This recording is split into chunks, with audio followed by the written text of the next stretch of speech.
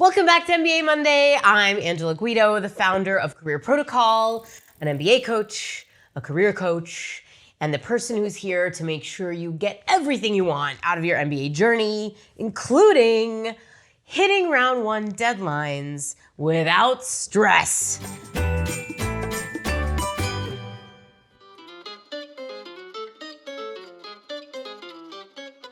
Okay, before we talk about applying to round one, let's talk about why you need to apply in round one. There's a lot of information on the internet about which round is better, round one, round two. Almost nobody thinks round three is better. And you may find differing opinions on this. I'm just gonna share my opinion and the advice that we give to our clients because I do think this is probably the way it really works in the MBA admissions world. And that is as follows. In round one, the class is entirely empty. There's no one in it. So if your school extends 1,000 invitations to join their class, 1,000 invitations are up for grabs in round one. By round two, at least some of those spots have been taken. And we don't really know how many because schools don't really publish their admittance rates in the two different rounds. And you may get some insight into it, but they're usually not laying all their cards on the table.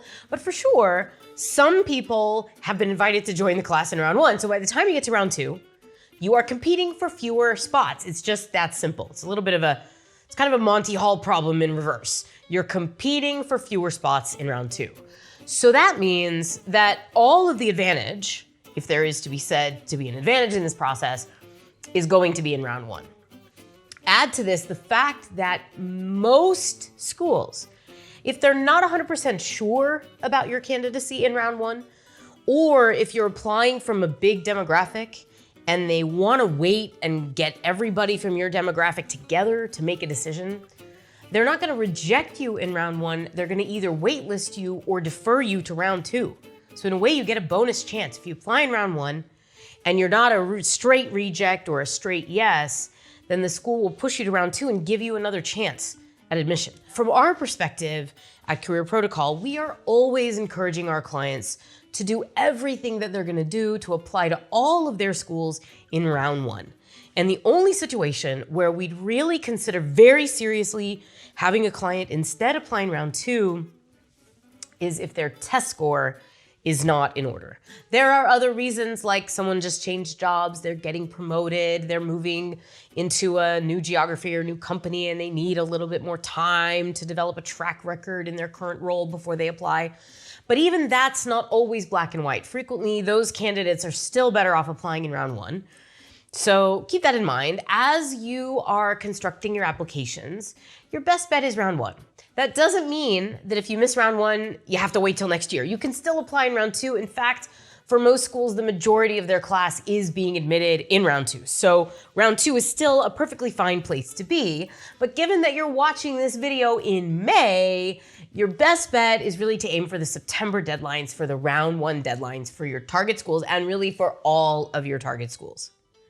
And that's because if you're admitted to any schools in round one, you'll be required to make a decision on those schools before you learn about the results of round two. So getting into some schools in round one and some schools in round two is actually kind of a crappy problem because you've got to make a decision on round one before you can figure out what happened in round two. And most people like to know what all the options are before they commit and pay their deposit. So again, your best bet is to really do everything that you're going to do in round one. Now, how to reach round one, we're talking early to mid-September deadlines in the next, 4 months with no stress. 6 steps. I have 6 steps for you. Now, I'm assuming that you've already done the work of choosing your target schools, researching them, getting to know the programs, getting to know people at those programs, visiting campus if appropriate. That's all really important stuff to do, and I'm assuming that you've already done that. If you haven't already done it, it's something to continue doing in parallel with everything I'm about to lay out today. Step number 1 is focus on that test score. If you don't already have your GMAT or your GRE score, please do it now. Get it out of the way. Ideally, you want to try to take the test for the first time by June, if possible, or July. You always want to give yourself time to take it a second, even third time, because most people see their scores go up when they take it again. They're just less stressed, more experienced. So if you're still in the middle of the test score, really dive deep there, invest your time and effort there so that when it comes time for step 3, you can start your essays. I'll get to step 3 in a minute. First, step 2, and that is discovery. Our discovery process is really involved. It's in depth. It takes a lot of time and energy on your part to explore your stories and get to know yourself better before you start to put together the story that you're going to tell for your MBA essays. The good thing about discovery is that it works well in parallel with the test. It uses a different part of your brain. It's a much more creative process and frankly, much more pleasant than studying word problems. So it's something you can kind of do while you're still working on the test score. If you need a place to get started on discovery, check out the blog posts we have linked in the description below. And you can also watch our 5 questions to answer before you apply to business school video to get the ball rolling on your own discovery process, provided you decide you don't want to work directly with us, which of course, if you want to work with us, you can request a call anytime at the link below, careerprotocol.com/MBA. All right, so step 1 is the test. Step 2 is discovery. Step 3, and this you want to be beginning around June, is to build your essays. And most of our clients need between 5 and 10 drafts of an essay to get it to the point where it's as awesome as it can possibly be. As the great Roald Dahl once said, good writing is essentially rewriting, and MBA essays are no exception. This doesn't mean you want to over-polish them or over-engineer them or get the input of too many people into how to finalize the essay. All of those things are a bad idea. But if you're trying to tell a truly authentic and meaningful story, especially for the top-ranked programs that are so competitive, it's going to take you time to really discover what that story is. You're not going to nail it in your first draft. You're probably not even going to nail it in your 5th draft. So you really want to give the essays time and iteration to work through. So that's why we recommend beginning the essays in June. Most schools don't even release their questions until June, and there's not too much that you can do towards your essays until the questions come out. So work on discovery and then just worry about the essays starting in June. There's no need to start the essays really sooner than that. If you want to parse the other big parts of the application, we really recommend working on the resume and the recommendations in July. For most recommenders that are going to write your recommendations, they only need a handful of hours to get the job done. They don't need months and months of time. Most of them are going to sit down on a Saturday afternoon and bang them all out. Don't forget to reference our resources elsewhere on our YouTube channel about guiding your recommenders and getting them to write great testimonials. But part of your job is going to be corralling them, making sure they do what they said, following up, and ensuring that they complete the recommendations on time. So the right time usually to request the recommendation and get your recommenders really working on their testimonial is July. You can start sooner. You can certainly request sooner that they write your recommendations. But for most recommenders, July, August is when they're going to be actually doing the work. Step 5 is really the final push.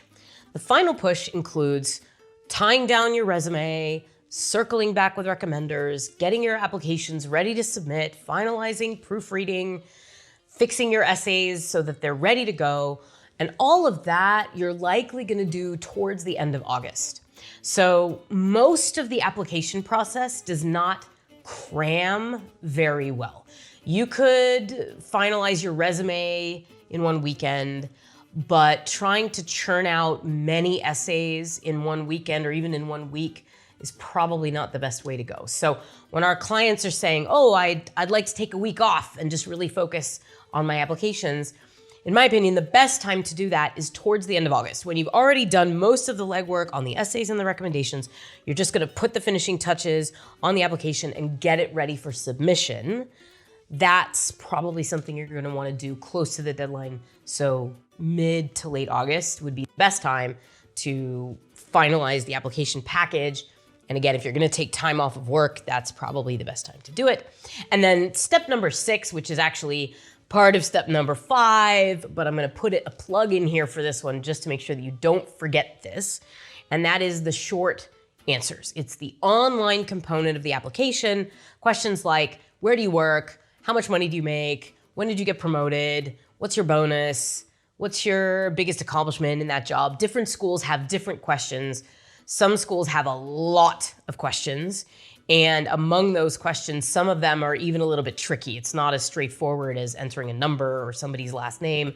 You have to really think about the answers. So completing the short answers is something that is more tedious than tough. It will take time, not as much brain power as the resume and the essays, but you will need to really answer them carefully and think thoughtfully about your responses. So I usually recommend that people begin the short answers sometime in August and look to complete them in that last week when you're putting the finishing touches on your application. Just don't forget them. That's why that comment is there. A lot of people forget them until the last minute, and then you find yourself scrambling with 3 hours of work to do right up against the deadline, and that's the last thing that you want. So, okay, final tip to hit round one with no stress is to aim to submit, to hit that submit button at least a few days before the deadline. Most of the top schools have tech issues at the last minute with 500 people trying to hit submit at the same time. Their servers get overloaded, the form malfunctions, and although they usually do make accommodations if this happens, you don't want to be in that position after all the work you're putting into that application. You don't want to hang in limbo hoping that they got it on time because you got stuck in a queue of other people submitting their applications. So try to submit it at least a few days before the official deadline. And that is the last piece of advice I have for completing your applications in round one with no stress. We're really rooting for you. We're rooting for you to create amazing applications, to get into your favorite schools, and to do it all while having a little bit of fun in the process. You're working so hard on your MBA applications. You deserve to enjoy the journey. So follow these tips to reduce your stress, have fun, and I'll see you next week on MBA Monday. Big clap. Whenever you're ready. All right. Welcome back to MBA Monday. I'm Angela Guido, the founder of Career Protocol.